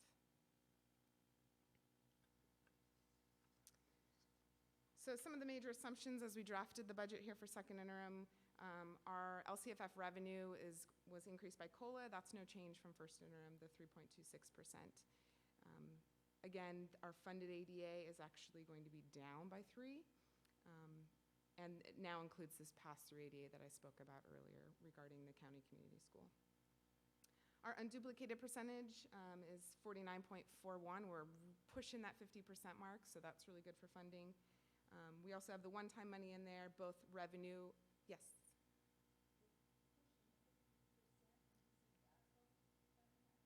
Well, the concentration dollars are at 55, but Big as money. that percentage goes up, you're still getting more. You're getting the supplemental dollars. So the higher we can get that percentage, the more dollars we're getting to our districts to serve kids. Yeah. But 55% is the concentration, which many of the districts in Butte County get. Yeah. We are fully budgeting the one-time money, so that's in there, and both the revenue and the expense. We talked about the final year of the compensation agreement, positions, and then we do have the actual STRS and PERS percentages in there for the current year. So in summary, it's a lot of numbers, but in summary, the income statement here, unrestricted and restricted, revenue about $148 million, expenditures $157 million. So in totality, a negative change in fund balance of just over $7 million. Remember, on the restricted side, with the exception of special ed, it is pretty self-contained. So we aren't contributing to programs on the restricted side other than that.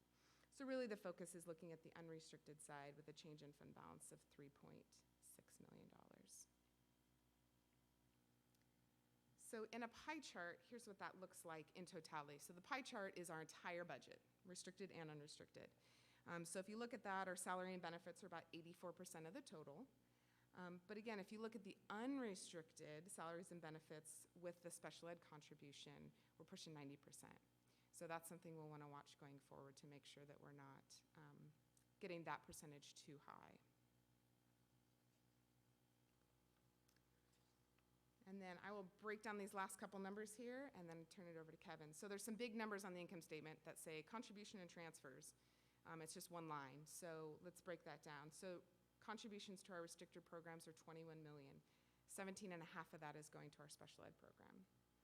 We are required to do a 3% contribution to our routine restricted maintenance account, and that's just over $4.7 million. We did have a few findings related to our federal program monitoring review in the fall. that were one-time in nature, but it did require a contribution to restricted programs of $133,000. And then we Jacqueline, before you go on, Yes. can I Yes, stop. Diane, close your ears here, but, so the special ed contribution, that's really big. And it seems to me, I remember when we were looking at our original budget and then the out years, I thought we were looking at more like 14 million being. First interim, this was just about 18 million. 18, It so came we're down actually have gone down from since- the first yeah, from interim. December. Yeah. All right. But as a Karen? percentage of the program, we're very much with state average. I know, but that's a lot of money. Okay, thank you. So, But I will say it's a $26-ish million program, so it is also a very large program that we run. I have a question for a board member that needs more information. Federal program monitoring findings, what's that? So we had a review of all of our federal programs in the fall. Yeah. That Tina, she's left, that Tina headed up. And we had a couple findings related to that, which required us to use general fund dollars to backfill that basically unallowable expense. Oh, okay. So we okay. have corrected it going forward, but it would be basically a one-time penalty. Got it. Okay. Lastly, we actually have a contribution going the other way. So we did get confirmation from our Glenn County LEC related to MAW that we no longer have an outstanding liability to the state. So we had placed money on the restricted side kind of as a placeholder in case that liability comes through, and we had to pay that back. Well, we've gotten clearance that doesn't need to be there anymore. So we are pulling that as one-time money back to the unrestricted side of the budget. Transfers in from other funds, we have Fund 41, which is our RDA pass-through. That's just over $3 million. So that $3 million covers all but 1.7 of the RMA contribution. So if there's any relief in that. And then developer fee, we do collect an admin fee on our developer fees that we put to the general fund to compensate for people's time in collecting those fees. And then we have a transfer out to our nutrition program to make them whole at $967,000.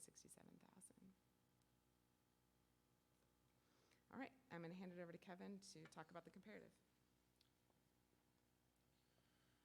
Okay, so we do have a change from the first interim budget. The revenue really is pretty much the same. But if you look down in the expenditure line, just kind of going at the big changes, you see the employee benefits line is about $400,000 more than we presented at first interim. And it just appears that we had some underestimates, frankly, of some statutory benefits that we were able to clean up through the when we pulled over the salaries and benefits for this budgetary piece. So we're more accurate, we think, at second interim than we were at first interim there. We do have additional expenditures in the services. Some of that is related to our assessment of the Fairview property. We are doing research and legal fees associated to make sure that that purchase fits our needs. And then on the other outgo, as a reminder, you approved us to pay off the debt early for the solar at Little Chico Creek, so that was an additional cost there. So overall, the bottom line budget number improved $838,000. Most of that, though, is related to the one-time MAW dollars that Jacqueline just pointed out that we pulled over from the restricted side. So the multi-year projection we think is probably the most important document, especially at second interim as we start looking forward. Jacqueline already talked about those enrollment numbers, that they are based on estimates. And right now, looking into the out years, it's a estimate of 9 ADA in 2021, and then an additional 15 in the 21-22 year. But again, because we are not increasing dramatically, we don't have increased costs in staffing, so we're not adding any additional full-time equivalent. We have increased the budget for all the step and column, the STRS and PERS, as we mentioned, and we do take into account retirees, and that tends to really offset our step and column costs, because our teachers, as they move across the salary schedule, do have an increased cost associated with it, but we also have retirees at the high end of the salary schedule, and we replace them with somebody traditionally at the lower end of the salary schedule, and there's a savings. For Chico Unified right now, that's fairly equals each other. We use the LCFF calculators approved by FCMAT with a COLA of 2.29% and then 2.71% in the out years. And we do have 2 more years of the phase-in for elementary of kindergarten. And this is the last year, or 2021 will be the last year of an additional cost, $150,000 to get us up to that $1 million target so that we have a budget available to replace student Chromebooks. And then also, we did note that special ed did get better. Some of that's related to the allocation formula through the SELPA, the Special Education Local Plan area, that we believe will provide a few additional dollars into Chico Unified and reduce that contribution overall into the program.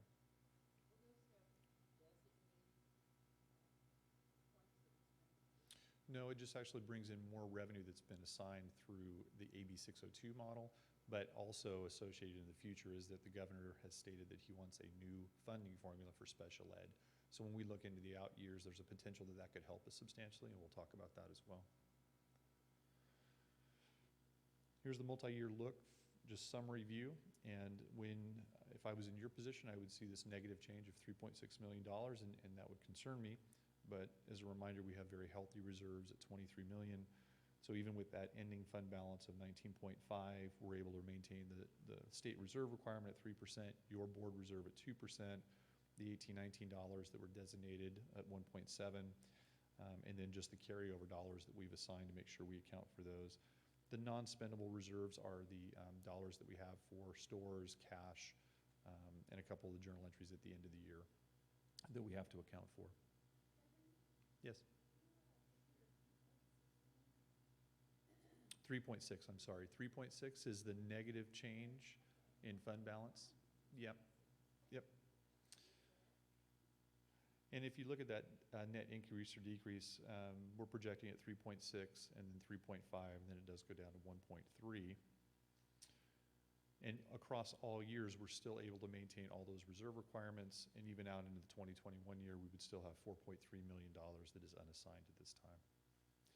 But Jacqueline did a good job of talking about one-time money. That is a very real issue, so we go through and pull out the one-time funding and the one-time expenditures, and now we look like a $3.3 million negative change in the current year. That 3.6 doesn't change that much because we've spent a lot of those one-time dollars, and they're kind of moved out of the system. And then we have a negative 1.4 million in the out year. Even with that said, we're still able to make all the reserve requirements and have a balance of unassigned at $3.2 million. Kevin, question, and Jacqueline. So as stated earlier, 1920 is the last year of the compensation agreements. So what assumptions are we making for this multi-year projection for the out years? There's no assumption for compensation increases. Okay. And the only programmatic increase is related to an increase for textbook purchases. Okay. An additional $250,000 because we have some adoptions that are coming up that we want to make sure we have dollars in the budget for that. Got it. But other than that, there's no additional increase assumptions for compensation or program enhancement. So in reality, if we're looking at the undesignated fund balance available at the end of 21-22, that number can be way less than $4,322. If we were to Correct? enter into compensation agreements, If we continue the structural deficit. that's correct. Okay, thank you. Kevin, I have a question on the, we know what our, or we estimate what our increases for the ordinary step and column stuff, and we do count that as part of compensation, but for this purpose, is it in here as part of compensation so that we've accounted for it, even though we don't have a compensation agreement, which goes beyond that? Yes, we take into account step and column costs. Right. So we actually build those into the multi-year Okay. assumption. I think we use about a 2.8%, I think is the percentage we use for the step and column. But then we also take into account that we are currently estimating that we'll have 25 retirees on the certificated side each year. So we take the savings from a high salary scheduled employee to a lower salary scheduled employee. That savings then is also accounted for in detail. And so the net effect, I think, is represented here. This doesn't include any enhancement to the salary schedule. So we continue to show the STRS and PERS. This has really been one of the major issues for us. And we've been fortunate enough to to actually receive increased revenue through the LCFF. So we've been able to afford this. But in looking into the out year, what is nice is for STRS, it actually goes backwards. So we do see actually a reduction in cost in the 21-22 year, at least at this point. However, the PERS percentage continues to increase. And you can see those are year-over-year increases, so they're substantial.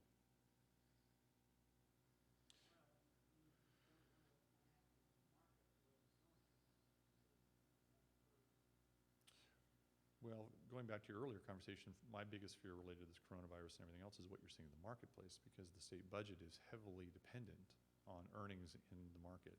So that, in my opinion, is one of our greatest risks related to the state economy, which ultimately will certainly impact school funding. But going forward, we note we're showing a deficit in all 3 years. That is a primary focus for us financially. The multi-year also shows deficit spending, so that doesn't help in either regard. This is the final year of a 3-year agreement for compensation with all employee groups. And then we do note the coronavirus scare and what that could potentially do for us, federal or state levels. So our next steps, May revise will come out with the governor's proposals. We're really hoping to have more information on his proposal for a new funding formula. Because what we did not model in here is that based on what we know today, if that new funding formula were to put in place, it might be about another $1.2 million to the district ongoing. So you could see there would be a pretty dramatic increase or improvement financially if that were to, in fact, to occur. So we're very interested to see what the governor's ultimate proposal at the May revise is going to be. And we'll evaluate the program expenditures. I know one thing that Ed Services has done very well, I would say, over the last couple of years is really looked at their priorities and put dollar amounts to those, and they have those kind of weighting. And then we continue to do that on the business side as well. What services are we providing, and how can we get better at what we do and save some dollars at the same time? So with that said, that's our second interim budget presentation. Thank you for all the hard, meticulous work on this and presenting it so that it's clear. I appreciate it. Okay, I think we need to have an approval. I'll move 10.2.9. I'll second that motion. Okay, motion by Dr. Kaiser, second by Eileen Robinson. Any further questions or comments from the audience? Okay, all those in favor, please say aye. Aye. Okay, that was unanimous. Thank you for presenting. Next up, we, I believe, have a withdrawal of the first item, which originally was under Human Resources, which was number 1. That's correct. Correct? Okay. That is correct. Okay, and so we'll move to item number 2, which is elimination of classified services and ordering of layoffs. So as I do nearly every month, I bring a position or two or part of a position to you for elimination. There's no layoff involved here. The position or this part of the position is not filled, so just ask approval to eliminate the position. It is no longer needed. Okay. Move approval of Resolution 1502-20. Okay, motion by Eileen Robinson, second by Tom Lando. Any further discussion? All those in favor, please say aye. Aye. That's approved. Okay, so it looks to me like we've completed the action items on our agenda. Our next item is items from the floor. Are there any items from the floor? Oh, no, next one. You are the floor. Do you Are- have are anything you- you'd like to say? Are you ER? The ER? No, Oh, okay. no. Just wondering. I wasn't going to come up, but something was mentioned that caused me to want to stand up now. So from last month, my name is Elaine Ward. I have 2 children that attend Little Chico Creek, and we have been exploring my son's next education steps, finding a program that would be best suitable for him. There are rumors that circulate within the special special education community as to how they could potentially affect our children that are involved in the special education program. Today, it was mentioned about restructuring of the mild mod programs. I'm unclear and unsure what those are, but it's definitely something I am going to be researching more, as that was an avenue that we did explore for my son, but ultimately decided it wasn't going to be the best fit for him.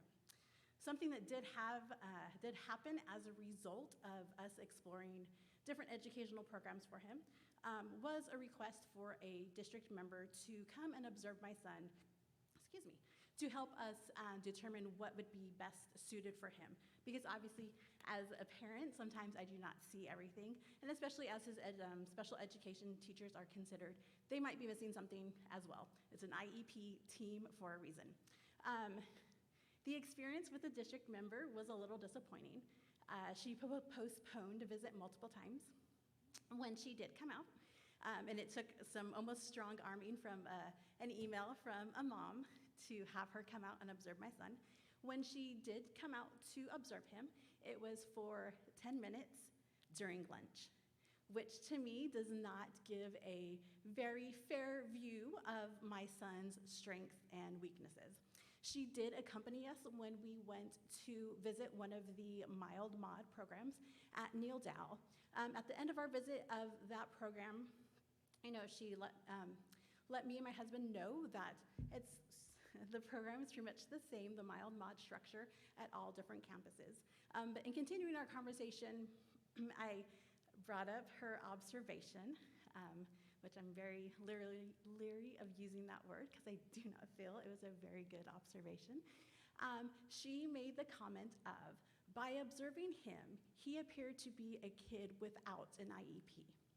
While I can understand that that was probably something she felt was a very positive statement, me as his mother, I feel that that is something that's very negative, because that takes away his narrative and that takes away from who he is as an individual, and it takes away what his educational needs would be in the future.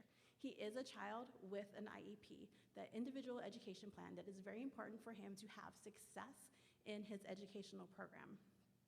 With changes that are going to be happening with the mild mod restructuring and the statement that was made by this district employee, it makes me feel a little nervous about the perception and the attitude that is out there with in regards to students that have those IEPs and that have fall into that special education programming. There's not really any more to elaborate beyond that, aside from sharing my experience with transitions that are going to be happening.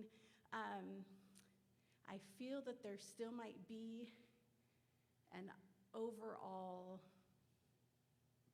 perception that needs to be changed, that needs to be restructured, I guess you can say, in a way, of how we perceive students that have an IEP. Because regardless of how they may appear to the outsider, we still have to remember that this is a child that has needs. And when we dismiss them with that simple statement of, it does not seem that they are like a child, we simply just said a kid with an IEP. If it seems that he's like a kid without an IEP, we are forgetting, and to me, kind of putting the needs of that individual to the side. And that's not something that is serving the special education community. So that's it. Thank you. Okay, thank you for coming forward and speaking. Can I ask how old your kid is? He is 6, he'll be 7, he's in first grade. Okay, thank you. Okay, then, we will move to announcements. Eileen, did you have an announcement? My announcement, when I remembered to turn the mic on, was to give a big shout out and thank you to CUTA and the other people that helped with the empty bowls, the classes that made bowls, the people that showed up to staff the evening on last Thursday. It was a sellout. All tickets were sold. I got there in time to get some of the last clam chowder before it disappeared. It just was a fantastic function again this year, and I wanted to give Kevin another big pat on the back and thank you. And Diane Slater and the others. I was going to say, it doesn't happen without Diane Yes, Slater that and the is- school district.